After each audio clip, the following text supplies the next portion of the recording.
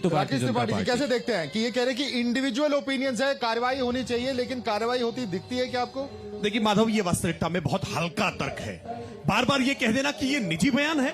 अरे शिवपाल सिंह यादव कोई बूथ के अध्यक्ष नहीं है, गली मोहल्ले के नेता नहीं है। शिवपाल सिंह यादव सैफई कुनबे के महत्वपूर्ण सदस्य हैं, पार्टी के राष्ट्रीय महासचिव हैं। स्वामी प्रसाद मौर्य रामचरितमानस का अपमान करते हैं, रामचरितमानस के संदर्भ में, साधु संतों के संदर्भ में अपमानजनक बयान करते हैं और एलिवेट करके उनको राष्ट्रीय महासचिव बनाते हैं। समाजवादी पार्टी के राष्ट्रीय महासचिव शिवपाल सिंह यादव इस तरह का बयान देते हैं, ये कहते हैं निजी बयान है। सच ये है कि आज जब कार सेवकों के जख्मों पर मरहम लगा करके ये एक भव्य दिव्य मंदिर बन रहा है, ये शानदार महोत्सव जैसा वातावरण बना है, तो फिर कैसे मजहबी तुष्टीकरण के उसी एजेंडे पर शिवपाल सिंह यादव ने उन जख्मों पर नमक रगड़ देने का काम किया है। और ये निजी बयान नहीं हो सकता है। मैं पूरी जिम्मेदारी के साथ कह रहा हूं कि समाजवादी पार्टी की रणनीति के तहत ये दिया गया बयान है, और अगर रणनीति के तहत दिया गया बयान नहीं है तो अखिलेश यादव आज के आज शिवपाल सिंह यादव और स्वामी प्रसाद मौर्य पर कार्रवाई करें, वरना स्वीकार कर लें कि ये जो पीडीए वो बार बार कहते हैं ना, इस पीडीए का मतलब परिवार में डिंपल और अखिलेश, बाकी ना कोई शिवपाल, ना कोई रामगोपाल, ना कोई स्वामी प्रसाद मौर्य।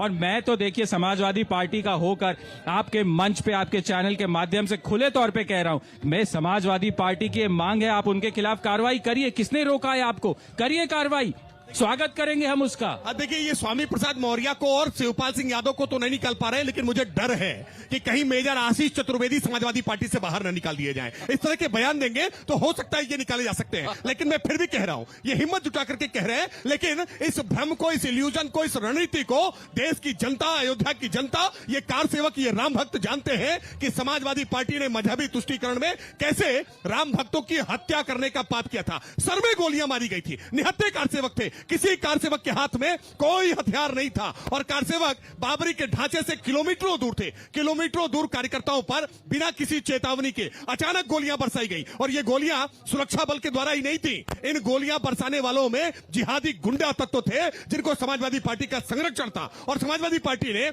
योजनाबद्ध तरीके से राम भक्तों की हत्या कराने का जो पाप किया था, आज फिर उसी पाप को बार बार ये दोहराने का काम कर रहे हैं, नमक मिर्च लगाने का काम कर रहे हैं। और ये केवल आकर के टीवी डिबेट में कह दें ये निजी बयान है, ये निजी बयान कहकर के पल्ला झाड़ नहीं सकते हैं। ये राम भक्त देख रहे हैं, ये अयोध्यावासी देख रहे हैं, ये पूरा देश देख रहा है कि मजहबी तुष्टीकरण में किस हद तक जाने को तैयार है। और अखिलेश यादव तो निमंत्रण मानने को भी तैयार नहीं है। वो कह रहे हैं कि मुझे कोरियर से भेज दिया गया, मुझे पालकी और डोली नहीं भेजी गई, मेरे लिए लंदन वाली बग्घी नहीं भेजी गई, मुझे लंदन वाली बग्घी भेजो तब मैं अयोध्या में दर्शन करने आऊंगा। ये कितना दुर्भाग्यपूर्ण है कि यहाँ प्राण प्रतिष्ठा हो रही है और उनको अपनी प्रतिष्ठा की चिंता है कि मेरी प्रतिष्ठा कितनी पहले रखी जाए तब मैं प्रभु राम का दर्शन करने जाऊंगा। सच ये है कि ये रामद्रोही है, इनको भक्ति भावना से कोई सरोकार नहीं है। और अभी नमाज के बाद इफ्तार पार्टी के लिए बुलाया गया होता तो कोई आमंत्रण की आवश्यकता भी न होती, बिन बुलाए मेहमान की तरफ पहुंच। आप ही का सवाल पूछ रहा हूं, पद्मश्री क्यों दिया गया मुलायम सिंह यादव को, यदि इतनी क्रूरता की है उन्होंने? देखिए गोस्वामी तुलसीदास जी ने लिखा है, कर्म प्रधान विश्व रचि राखा, जो जस करहि तो तत्फल चाखा। मुलायम सिंह यादव ने जो किया उसका फल उनको मिला, इसी धरती पर मिला। अगर मर्यादा पुरुषोत्तम भगवान श्री राम के जीवन से प्रेरणा ली होती तो शायद अखिलेश यादव ने उनकी पार्टी उनसे छीनी न होती, वरना राजा दशरथ के कहने पर 14 वर्ष का वनवास प्रभु राम किंतु परंतु के चले गए थे, लेकिन अखिलेश यादव ने उनकी पार्टी को औरंगजेब की तरह कब्जाने का काम किया जैसे शाहजहां से कब्जाया था। अब यह सवाल पूछ रहे हैं कि पद्मश्री अवार्ड क्यों मिल गया। देखिए किसी भी व्यक्ति के अंदर अलग अलग प्रकार की भूमिकाओं को देखा जाता है। हिंदी के प्रति उनका योगदान, समाज के निचले तबके के उठाने के लिए उनका जो योगदान था, पद्मश्री देने की जो कमेटी है उसने उनके नाम की अनुशंसा की, लेकिन इसके बावजूद राम भक्तों की हत्या के पाप से और समाजवादी पार्टी उसके श्राप से कभी मुक्त नहीं हो सकती है। ये राम भक्तों के हत्यारे थे, हैं और रहेंगे। ये अवसर था इनके पास कि ये परिष्कार कर लेते। ये कह रहे हैं कि बदलता है समय, ये परिष्कार का अवसर था, लेकिन प्रभु राम के प्राण प्रतिष्ठा के कार्यक्रम का तिरस्कार करके इन्होंने वो अवसर गंवा दिया है। ये परिष्कार के अवसर को गंवा बैठे। आप दोनों लोगों ने सवाल पूछे, अब जरा जवाब सुन लीजिए। देखिए मुझे लगता है आपका सवाल हो गया, आपने जवाब, अब जवाब सुन लीजिए। मैं ये अयोध्या की उपस्थित जनता और सामान्य जन के सामने सवाल रख रहा हूं, क्या चराचर जगत में ईश्वर की सत्ता के अतिरिक्त कुछ और पूर्ण है?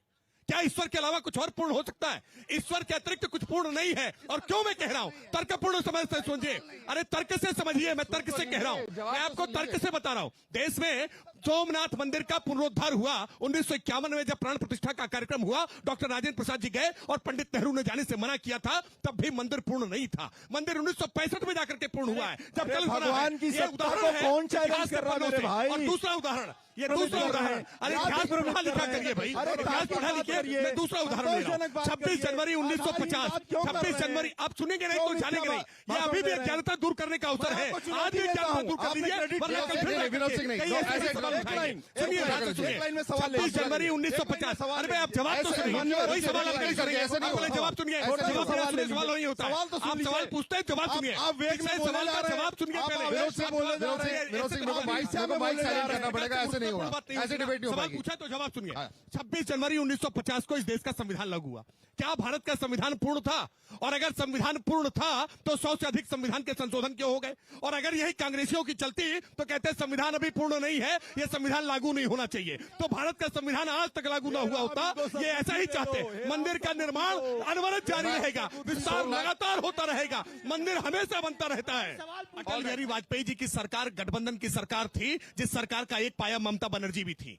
अगर हम उस समय मंदिर बनाने का प्रस्ताव उस पर आगे बढ़ते तो सरकार भी गिर जाती और देश में महत्वपूर्ण तमाम मसलों का हल करना था। अब सुनिए, पूरी बात सुन लीजिए। जब देश की जनता ने 2014 में पूर्ण बहुमत की सरकार भारतीय जनता पार्टी की बनाई तो भारतीय जनता पार्टी ने सपनों को साकार करने का काम किया है। इसलिए अनुच्छेद 370 भी हटाया और राम मंदिर भी बनवाया है। यह कह रहे हैं कि राम को लाए हैं, हाँ हम राम को लाए हैं। सुनिए, जवाब सुनिए। और केवल राम को ही नहीं, हर चतुर्दशी को, अनंत चतुर्दशी को हम भगवान गणपति को भी अपने घर में लेकर आते हैं और कहते हैं कि भगवान गणपति हमारे घर पधारे हैं। हर नवरात्रि में हम कलश स्थापना करके कहते हैं कि मां दुर्गा हमारे घर आई है।